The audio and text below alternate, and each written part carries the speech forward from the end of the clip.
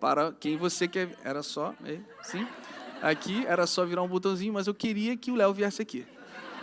Para você que é novo, não, o Léo não tocou no meu bumbum. Ele apenas veio aqui e fez aqui uma ligação no aparelhinho que eu tenho. Agora sim, vocês estão felizes de estarem aqui, amém?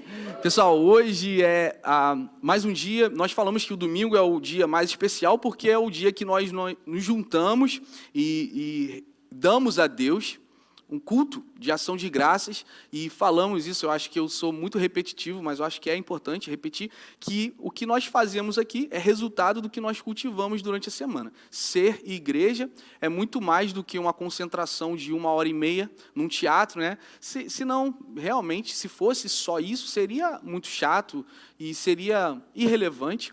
Ser igreja tem muito a ver com ser parecido com Cristo. E aí, meu amigo, isso aqui, nessa 1h30, é um despertar para o nosso coração, para a nossa alma, para ativar sabe, inspirar-nos a ter e a cultivar essa relação com Jesus no nosso dia e sermos como Ele.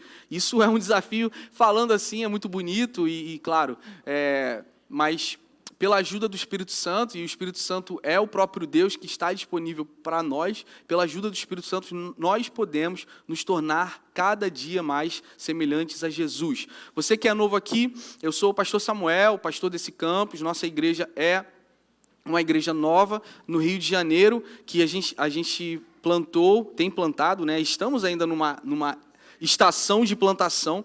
A gente iniciou em maio de 2021, num tempo bem difícil que nós todos vivemos, mas o Senhor tem nos ajudado, a igreja está crescendo, a gente está vivendo um momento muito legal. Se você é novo aqui, você precisa conhecer Jesus, e a gente espera e ora para que você saia desse lugar querendo entender quem Jesus é. E aí? Esse Jesus que você ouviu falar, você de fato tem um relacionamento com Ele? Ou esse Jesus que você está conectado é um Jesus que você ouviu o teu avô falar, ou os teus pais falarem, ou até um pastor? E a ideia não é essa, a ideia é que você tenha uma relação com a pessoa do Espírito Santo, com Jesus, porque Jesus, ele não morreu na cruz para que a gente fosse salvo apenas. Ele morreu na cruz para que a gente tivesse uma vida íntima com Ele. Olha só que notícia boa que a gente inicia nessa noite, pessoal. Deus ama você. E Deus ama você mais do que você imagina. Na verdade, se nós realmente, de fato, soubéssemos como Deus nos ama, nós nos portaríamos diferente. A proposta é que a gente se mova com constrangimento, né? Cara, a gente entende de fato quem Jesus é e isso nos constrange.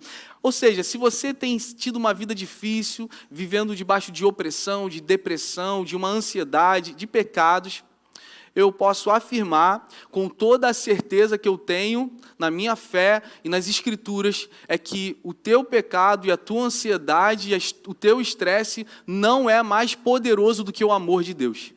O amor de Deus é maior do que todas as coisas. Paulo escreve aos Romanos, ele fala que nem altura, nem profundidade, nem principado, nem potestade, nada, repete comigo, nada pode nos afastar do grande amor de Deus. Por quê? Porque somos excelentes? Não, porque Jesus fez uma obra. Então você vai sair desse teatro, pelo menos entendendo uma coisa: você é mais amado do que você imagina, por causa do que Jesus fez por você na cruz.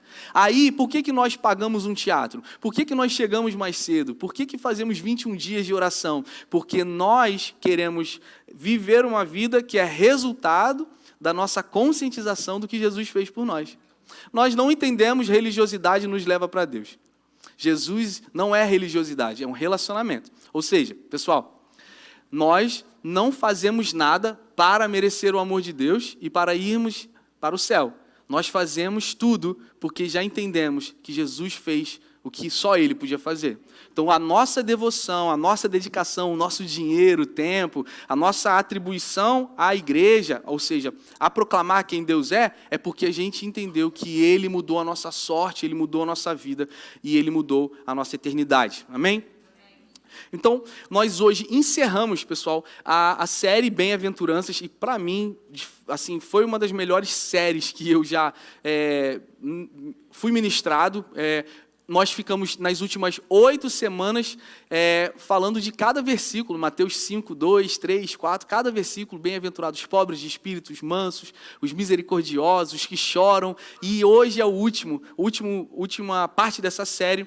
Eu espero que essa série tenha sido uma bênção para você, um encorajamento. Gente, é muito legal essa série porque ela é muito prática, né? Ela traz um convite a uma praticidade, ela fala sobre tudo isso.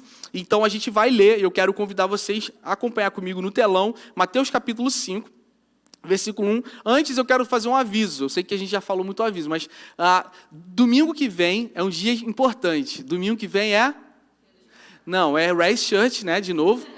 E a gente quer pedir para você fazer o seguinte, você vai almoçar com o seu pai, tem um tempo bastante...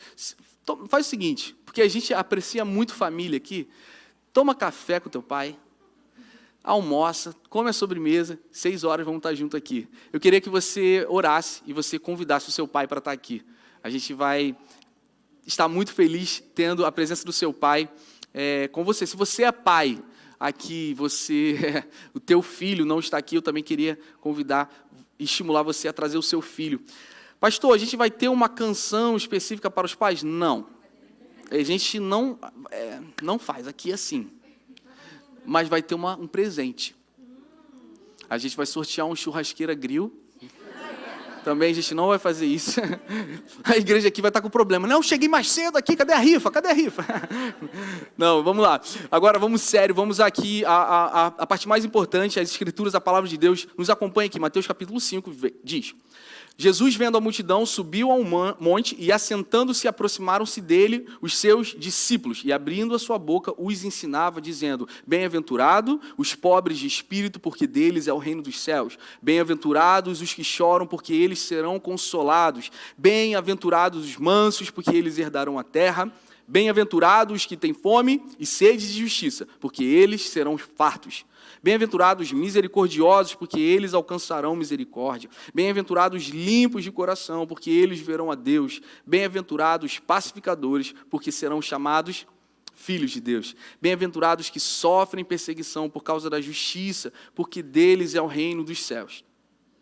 E bem-aventurados sois vós, quando vos injuriarem e perseguirem e mentindo, disserem todo o mal contra vocês por minha causa. Exultai e alegrai-vos, porque é grande o vosso galardão nos céus, porque assim perseguiram os profetas que foram antes de vós. Se você puder, feche seus olhos, vamos orar. Pai, nesse momento, a gente pede a tua intervenção nesse lugar.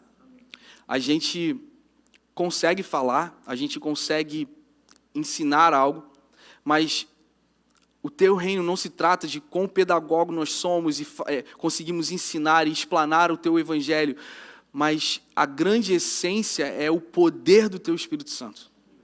A tua palavra não é algo ultrapassado, a tua palavra é uma espada. E eu oro para que nessa noite toda distração, todo impedimento, todo peso, qualquer que seja o impedimento, esse impedimento caia por terra e que a tua palavra viva e eficaz penetre nos nossos corações e nos faça conscientes de que nós precisamos de um Salvador. Nós precisamos de entender a tua palavra, não apenas conhecê-la e viver a tua palavra. Em teu nome nós oramos por uma atmosfera profética nesse lugar, que cura, que liberta, que convence corações. Em teu nome nós oramos. Amém. Amém. Então, pessoal, aqui são bem-aventuranças, gente, olha só. Jesus, ele estava profetizando consequências, profetizando promessas, e todos nós queremos promessas.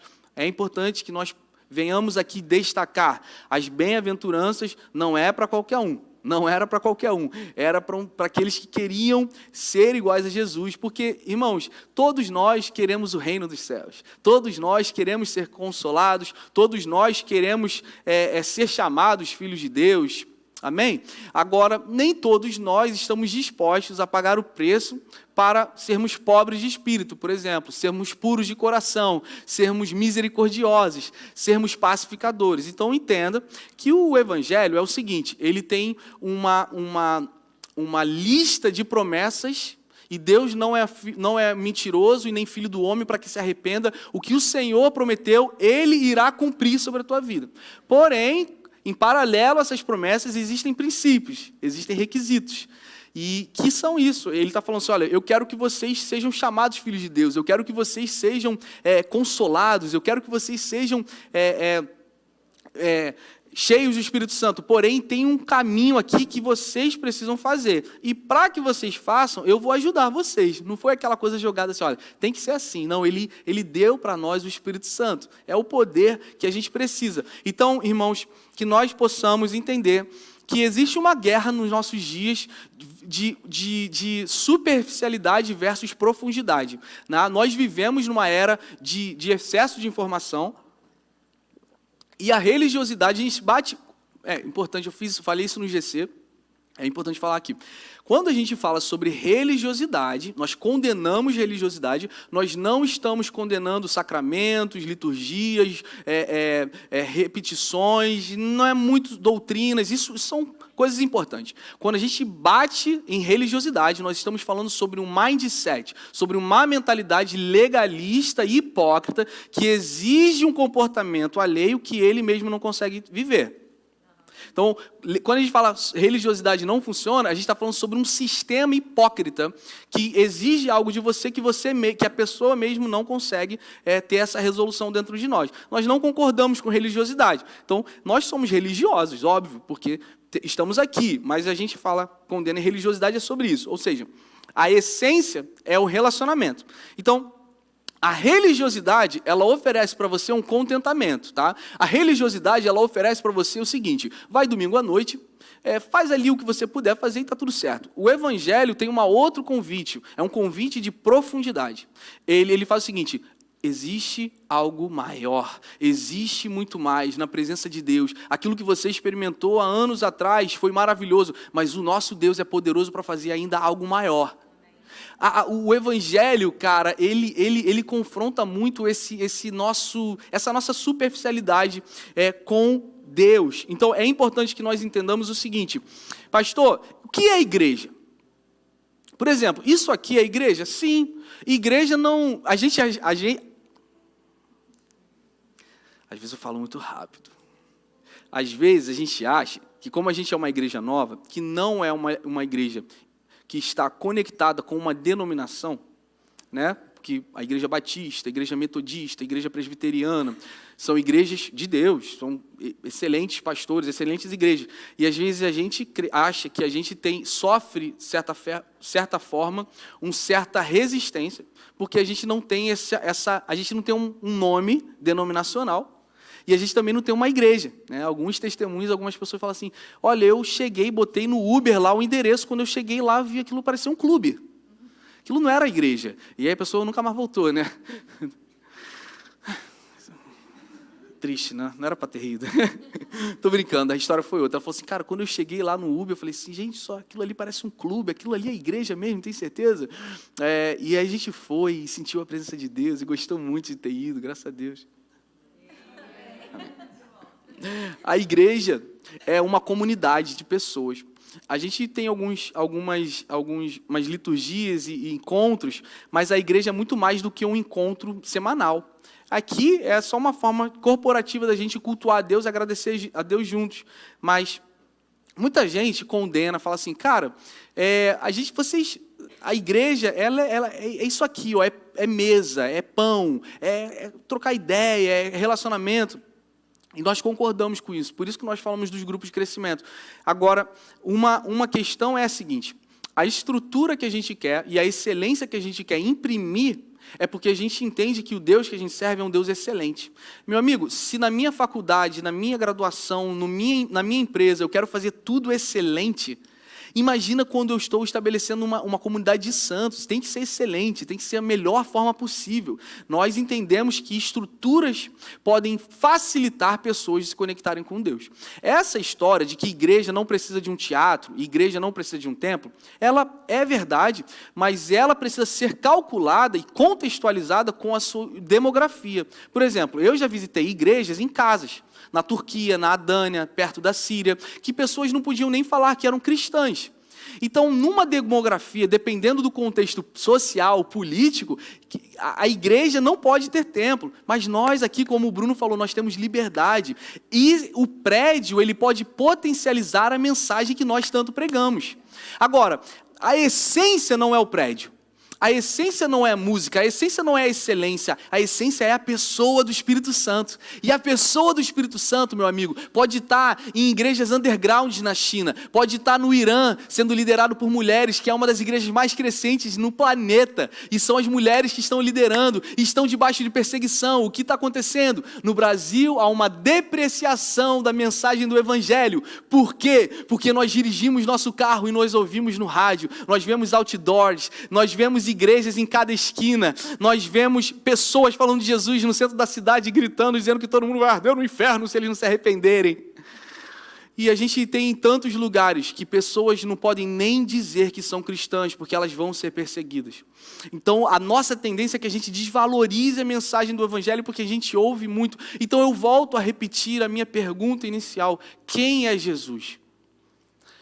Jesus é alguém que se revelou através de um relacionamento, ou é porque você ouviu um pastor falando que Deus ama você mais do que você imagina?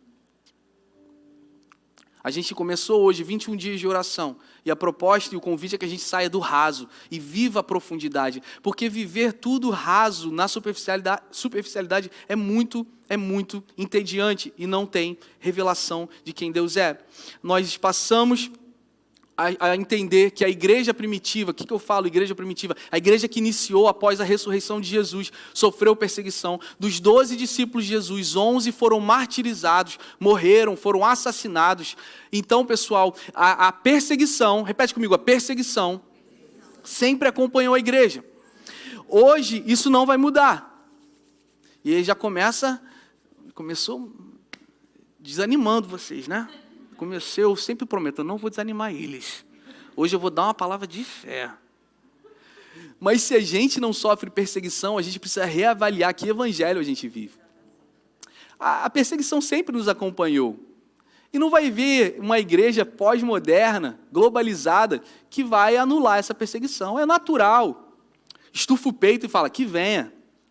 Que venha, porque a recompensa, como a palavra fala aqui, a recompensa, o galardão é muito maior do que o sofrimento da perseguição.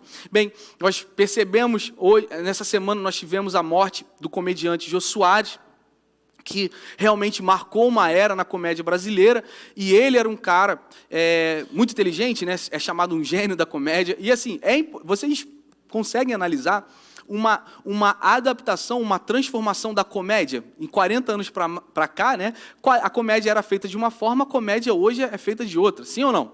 E da mesma forma, o empreendimento, as camadas artísticas, a forma de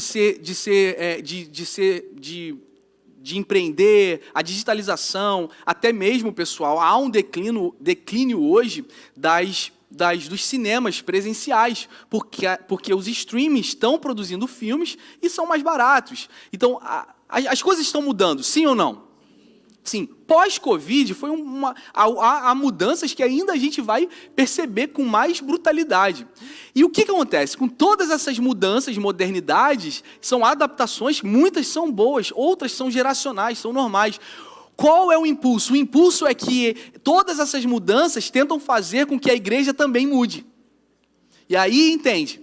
A gente estar num teatro, a gente adaptar e a gente colocar algumas ferramentas na mesa e lançar mão, é isso? Não há problema. Mas, de novo, eu vou dizer, a essência da igreja não é a forma como a gente estrutura um culto. A essência da igreja está no convite e no relacionamento a sermos íntimos do Espírito Santo. Isso não pode mudar. Então, como o mundo está mudando agressivamente, esse convite também vai ser feito à igreja. Por isso, você já ouviu essa frase e você vai continuar ouvindo, dizendo, isso era coisa do passado. Alguém?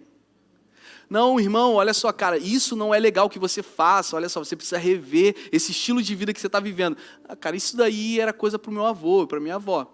Quando a gente lê a palavra que Jesus orienta aqui, bem-aventurado são vocês quando são injuriados e perseguidos, nós precisamos entender, então, quais são os cenários aqui, irmãos. Atenção!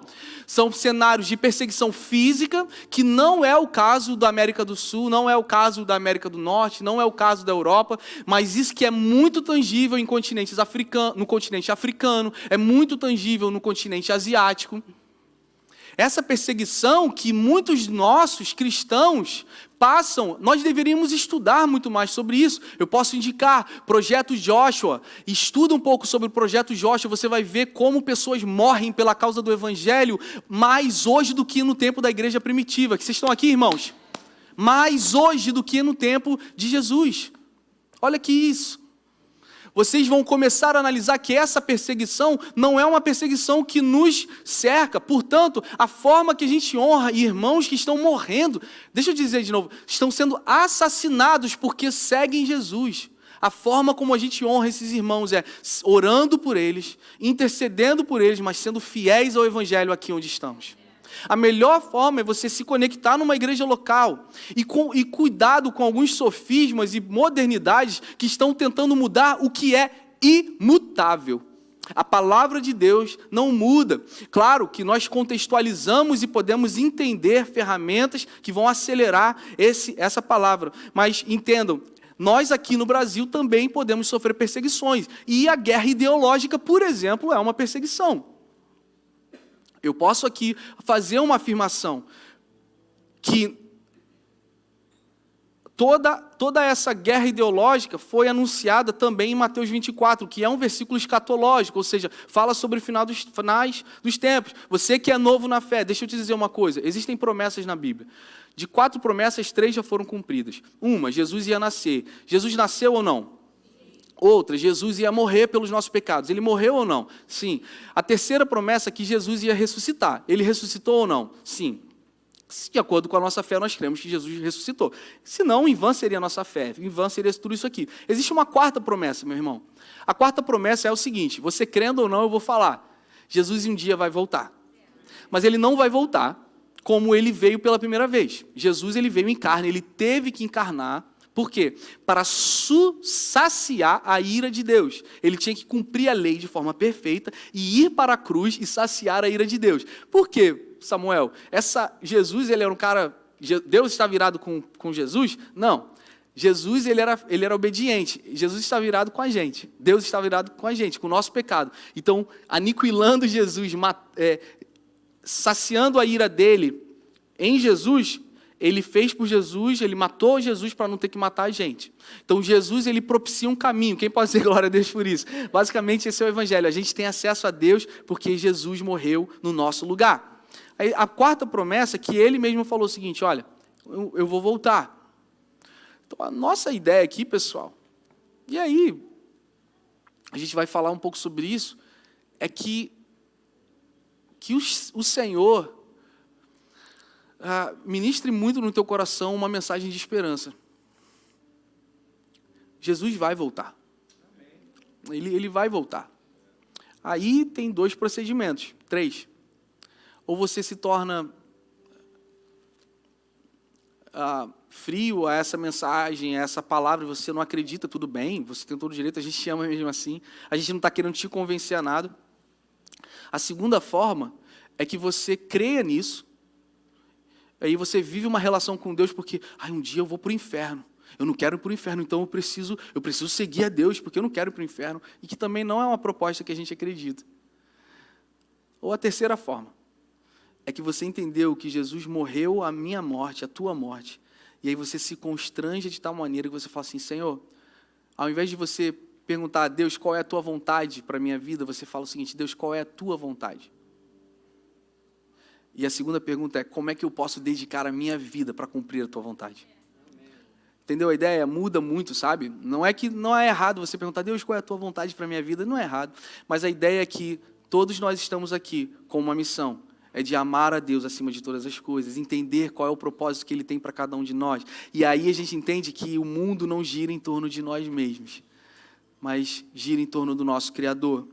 E Ele, como um bom Pai, um bom Deus, Ele quer nos abençoar, Ele quer nos proteger, Ele quer nos enriquecer, Ele quer nos fazer prosperar, por isso as bem-aventuranças. Ele deseja isso tanto que Ele nos instrui, seja manso, seja pacificador, seja leal quando você sofrer perseguição. Em tempos de ideologias, nós como igreja, por exemplo, nos levantamos claramente, nós somos pró-vida, nós somos contra o aborto. Pastor Samuel, isso tem algum viés político? Absolutamente não. Eu vou falar novamente o que eu falei há 2 semanas atrás. A igreja não levanta viés político, porque a narrativa do evangelho é extremamente superior a qualquer viés político. Ai de nós se a nossa esperança estivesse em algum viés político. Eu posso ouvir um glória a Deus por isso? A política é importante, é uma esfera de influência, não há dúvidas nisso. Agora, é importante que nós entendamos que nós estamos ligados e conectados a princípios da palavra. Pastor, eu abortei.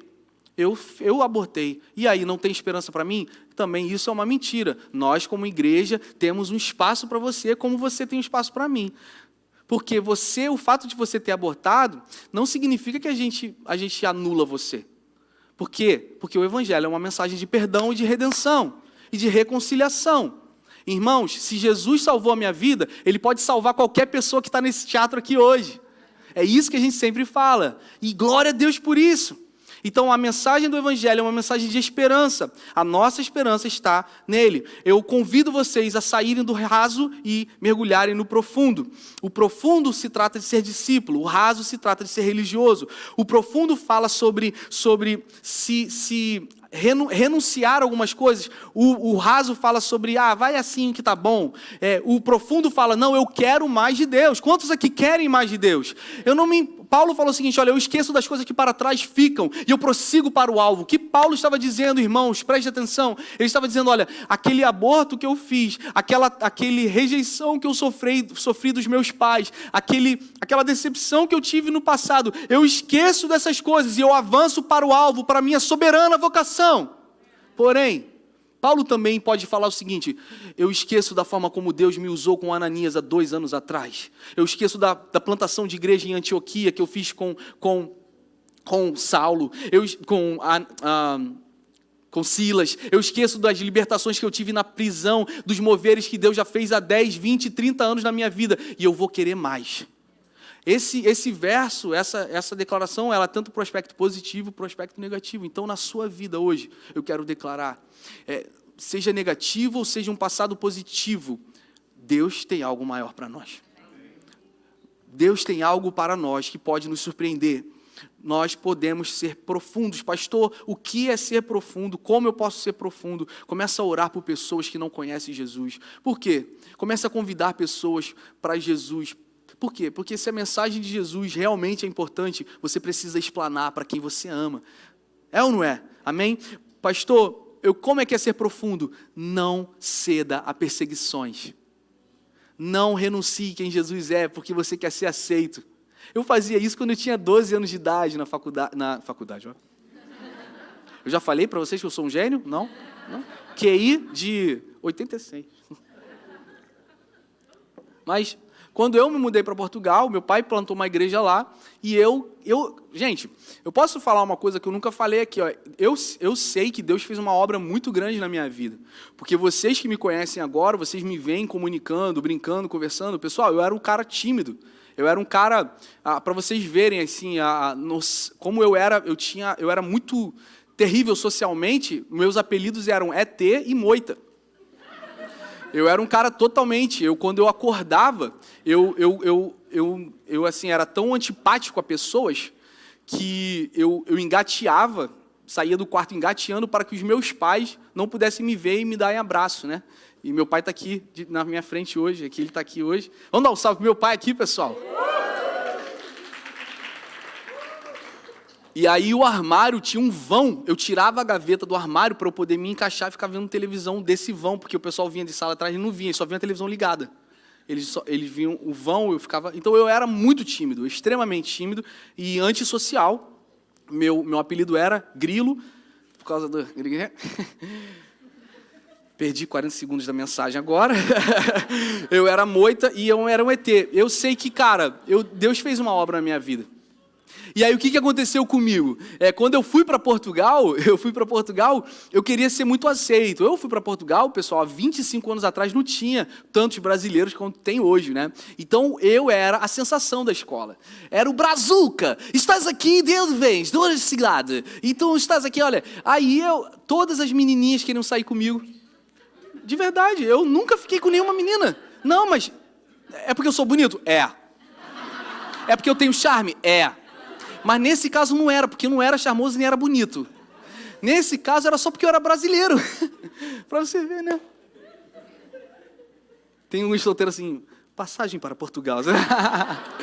Aí eu chegava e eu era a sensação da escola. Eu estava no 6º ano, né? 7º ano, não me lembro. Brazuca, e não sei o quê. E eu, cara, eu tive uma dificuldade social muito grande, porque eu não queria ir para Portugal, odiei a ideia de ir para Portugal, né? Saí de lá e eu era muito isolado, eu não conseguia conectar. E ali tinha eu comecei a querer pertencer, né, por causa de uma demografia, de uma nação diferente, cultura diferente, língua diferente. Meu amigo, com 6 meses de Portugal, eu já estava nadando, né, eu era atleta de natação do Leixões Sport Clube, e ali, meu amigo, eu tinha tanto pavor de ser diferente, que em 6 meses de Portugal eu já estava a falar assim. Eu já estava a falar, a comunicar com as pessoas e já estava, tudo bem, estás bem, como estás? Por quê? Porque eu odiava ser diferente. Quem aqui pode dizer glória a Deus? O Rei dos Reis. Rei dos Reis.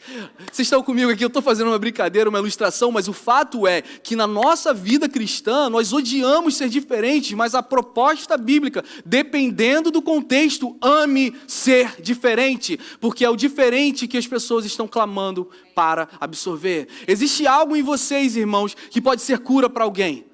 Alguém pode estar zombando, contrariando a sua fé e debochando da sua fé, mas existe cura na tua fé. Não renuncie, não renuncie à tua fé, porque você quer tanto ser aceito por pessoas. Porque é melhor que sejamos leais a Deus do que sejamos leais à popularidade. Olha o que a Bíblia fala em Mateus também, capítulo 5, logo após. Diz o seguinte: vós sois o sal da terra, e se o sal for insípido, com que se há de salgar? Para nada mais presta, senão para se lançar fora e ser pisado pelos homens. Vocês são a luz do mundo. Não se pode esconder uma cidade edificada sobre um monte, e nem se acende a candeia e se coloca debaixo do alqueire, mas no velador, e dá luz a todos que estão na casa. Irmãos, isso é tão prático. A religiosidade faz com que vocês sejam mais um. O evangelho, as bem-aventuranças, faz com que nós sejamos sal e luz para quem precisa de luz. E a ideia é que vocês já comeram uma comida sem sal? É horrível, né? Alguém ficou com Covid e perdeu o paladar? Não aconteceu comigo, mas os relatos falam que foi horrível, é uma sensação horrível, você não ter cheiro, não ter sabor, né? Você não sentir, e algumas pessoas até prorrogaram esses sintomas. O fato é horrível ser um cristão que não é sal. É horrível. Deixa eu até falar, além de horrível, é muito chato você ficar cuspindo e vomitando Deus, sem viver Deus.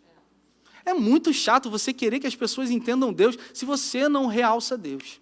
É muito ruim você querer falar de uma religiosidade que você não vive, de fato. Que nós sejamos sal e que nós sejamos luz. Amém, pessoal? Nós podemos e queremos ser sal e queremos ser luz. Olha o que Mateus 24 diz, é um versículo escatológico. Aqui Jesus é perguntado: Jesus, quando é que vai ser o fim de todas as coisas? Olha o que Jesus fala: porquanto se levantará nação contra nação e reino contra reino, haverá fomes, pestes e terremotos em vários lugares. Observação, olhem para mim aqui, isso já acontece. Pastor, isso sempre aconteceu. Estude, pesquise, cada vez os sinais estão se intensificando. Vamos voltar. Porém, todas essas coisas são o princípio de dores. Então, vos hão de entregar para ser desatormentados. Olha isso. Cara, desculpa eu falar de novo assim, o chato, eu sei. Mas a igreja oferecer sociabilidade e uma boa música não vale a pena. Porque, de novo, sociabilidade por sociabilidade você consegue encontrar no teu cotidiano, no vôlei de praia, no clube de xadrez, no seu Instagram. A igreja oferece algo além da sociabilidade. É um confronto para que a gente seja parecido com Jesus, mas no amor, sem condenação, entendendo o seguinte: olha o que Jesus fala: vocês vão ser atormentados. Nós não estamos na Nigéria sofrendo perseguição porque somos crentes. Mas, de alguma forma, a gente vai sofrer perseguições aqui. Nós estamos vivendo em tempos de polarização doentia hoje. É um ano político, é um ano difícil. Renuncie o pecado, mas não renuncie o Senhor. Vocês vão ser entregues para serem atormentados e vos matarão, vocês vão ser odiados e todas as nações por causa do meu nome. Nesse tempo muitos serão escandalizados e trairão uns aos outros, e uns aos outros se odiarão. Nós não estamos percebendo, pessoal, um tempo de ódio? Se você é da direita e eu sou da esquerda, eu te odeio. E isso é normal para um sistema que não tem Jesus. Mas não para nós. Não para nós. Pastor, então quer dizer que você concorda com aquele viés político? Não preciso concordar, mas isso não me convida a odiar quem pensa diferente de mim. Vamos lá, queridos, vamos lá. É importante que nós sejamos mais do que a gente fala. É fácil falar, não é? E surgirão falsos profetas e enganarão a muitos. E por se multiplicar a iniquidade, o amor de muitos esfriará. Porém, aquele que persevera até o fim. E aí? Tem coisa boa aqui. Olha o que Jesus fala. Aquele que persevera até o fim será salvo. Existe uma promessa de salvação. E ele continua dizendo o seguinte: e esse evangelho do reino vai ser pregado em todo o mundo, em testemunha a todas as nações, e então virá o fim. Existe uma promessa de galardão e de salvação para aqueles que perseverarem até o fim. Ou seja, vocês já viram aquele vídeo que faz um experimento social, pessoal, das criancinhas com marshmallow, e a pessoa vem e fala assim: olha, vocês não podem comer esse marshmallow. Se vocês não comerem marshmallow, a tia vai depois dar um grande presente para vocês. Alguém já viu alguma coisa assim? Aí a tia sai de cena e deixa a câmera filmando e as crianças ficam no marshmallow. Aí tem uma que faz assim. E ali eles são tentados a comer. Por quê? Porque eles querem muito comer. Mas sabe qual é o problema? É que eles de fato não tocaram na recompensa.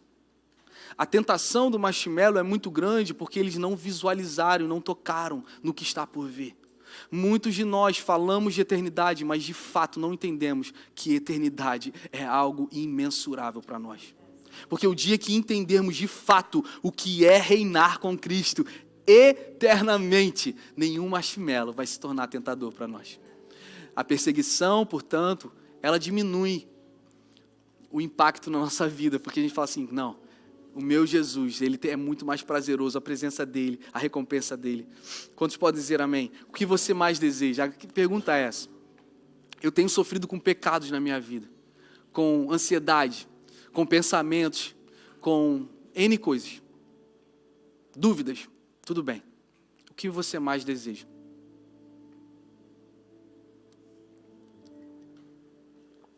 E a tua resposta vai revelar onde você quer navegar. Nos mares profundos ou nos mares rasos. Não se atemorizem com a perseguição. E se lembre, quando eu falo perseguição, eu não estou falando que alguém vai te matar porque você está indo para a Rice Church. Eu não estou falando sobre isso. Mas pessoas vão te destratar porque você está querendo ser fiel a Deus. Seja fiel a Deus. Queira ser mais fiel a Deus do que ser popular entre pessoas. Ainda mais no tempo de globalização e rede social. Uma arma de guerra espiritual, nesse tempo, dá a outra face. Jesus também falou sobre isso. É chato, eu sei que é chato. Quer ver uma outra? Uma guerra espiritual, muita gente acha que fazer guerra espiritual é pegar um chofar, ficar tocando e fazendo marcha ao redor da casa. Pode ser, de verdade pode ser. A arma de guerra espiritual é perdoar quem te feriu. A arma de guerra espiritual é adorar Jesus num tempo de medo e ansiedade e dor. Isso é guerra espiritual.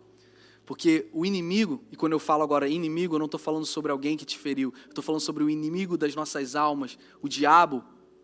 Ele vai atormentar você. E quando você adora Jesus no meio da dor, quando você adora Jesus no meio da tempestade, e quando você perdoa pessoas que te feriram, você deixa o teu inimigo, você deixa o diabo confuso. Ele que fica atormentado. Deus nos ama. Deus ama você mais do que você imagina. Deus ama você mais do que você imagina. Seja fiel a Ele. Mesmo diante de perseguição. A gente fala sobre sobre o entendimento da eternidade. Eu oro, irmãos, para que nós saiamos desse lugar, que a gente não vai ter uma noção exata do que é ter eternidade, de viver eternidade, mas que você tenha um glimpse, né, do que é eternidade, de que você tenha um pequeno entendimento do que é eternidade e que isso é muito mais valioso do que as nossas circunstâncias. Quais são as suas dores hoje? Quais são as suas circunstâncias? Por que você está sendo perseguido? E talvez você não está sendo perseguido pelo teu vizinho, por ninguém. Talvez você esteja sendo perseguido por você mesmo, pelo teu passado. Olhe para a eternidade, porque para mim o viver é Cristo e o morrer é lucro. Paulo diz isso na carta de Filipenses, capítulo 1, versículo 21. Nós vamos resistir, porque nós vivemos pelo que cremos e não pelo que vemos. Vamos lá. Vocês precisam resistir e ser fiéis ao Senhor nesse dia, porque vocês vivem em prol da eternidade e não em prol das circunstâncias. E assim nós seremos recompensados. Nós podemos estudar Estevão, que não era um discípulo ligado a Jesus, mas morreu como Jesus. E ele viu a glória de Deus. Ele foi martirizado, o primeiro mártir da história da igreja. A história conta que um homem chamado Jim Elliot, que era um missionário, ele foi assassinado, ele e outros companheiros, eles estavam levando a palavra de Deus há anos atrás para uma tribo indígena e eles foram assassinados. A sua família posteriormente, a sua igreja foi naquela tribo e ainda assim levou a palavra de Jesus naquela tribo e ainda assim proclamou Jesus e muitos foram salvos. Porque às vezes o sangue dos mártires é uma semente naquela terra para que Jesus venha efetuar o que só Ele pode efetuar. O que eu quero dizer é o seguinte: graças a Deus que nós não vamos morrer pela causa do Evangelho, mas então que vivamos em prol dessa mensagem. Ou seja, vir à igreja depois do Dia dos Pais é um sacrifício? Não. Estar aqui às 4 horas servindo numa Dream Team carregando o peso é um sacrifício? Não. Não. Não, porque precursores morreram para mostrar quem Jesus é e até os dias de hoje morrem. Existem pessoas que precisam ver quem Jesus é e elas vão ler essa carta através da sua vida. E Jim Elliot, ele escreveu o seguinte, uma das suas frases que ficou muito conhecida, ele falou: não é tolo aquele que abre mão do que não pode manter para ganhar o que não pode perder. Jesus, nós te amamos, Jesus. Olha o que Jim Elliot fala: não é tolo aquele que abre mão do que não pode manter para ganhar o que não pode perder. Nós não podemos perder a maior recompensa que poderíamos receber, que é a vida eterna. Tudo perde o valor, tudo perde o sentido diante desse entendimento. Hoje, nós oramos para que nós sejamos bem-aventurados. Nós precisamos nos tornar bem-aventurados. E nos tornar bem-aventurados é estufar o peito contra a perseguição. A palavra de Deus, Atos capítulo 7, fala que quando Estevão é martirizado e apedrejado, o pessoal, ele abre os olhos, ele levanta os olhos, ele levanta as mãos e ele vê a glória de Deus. Todo mundo que é apedrejado cientificamente vai fazer uma posição fetal, vai inclinar, vai proteger a face, vai se dobrar para se proteger. Isso é uma defesa natural nossa, do homem, de fazer uma posição fetal para se proteger, principalmente proteger a face. Esse homem que nunca andou com Jesus fisicamente, ele não era um apóstolo, ele não era um discípulo de autoridade, mas ele estava cheio do Espírito Santo de Deus. A Bíblia fala que ele estende o peito e ele começa a dizer: eu vejo a glória de Deus e eu vejo Jesus em pé à direita do Pai. Queridos, ser profundo é estufar o peito contra as pedras da sociedade. Ser profundo é amar mais a presença de Jesus do que qualquer aceitação do homem. Se você entender de fato que Jesus te ama mais do que você imagina, você não está nem aí para a aceitação das pessoas. Aquelas pessoas que te rejeitaram, que te ofenderam, perdoe, e assim você vai ver a glória de Deus. Nós precisamos ser cheios do Espírito Santo. Nós encerramos a série Bem-aventuranças, falando o seguinte: o fato é, não tem como ser pacificador, pobre de espírito, chorar, aceitar injustiça, calúnia e perseguição. Não tem como ser puro de coração se a gente não for carregado e imputado pelo poder do Espírito Santo. A gente precisa do poder do Espírito Santo. Porque tudo isso aqui é muito bonito. E aí? E aí que você consegue segunda, terça, quarta, mas quinta-feira você esmorece. Por quê? Porque você está tentando na sua força. Tentar a santificação na sua carne tem prazo de validade. Mas ser empoderado pelo Espírito não tem prazo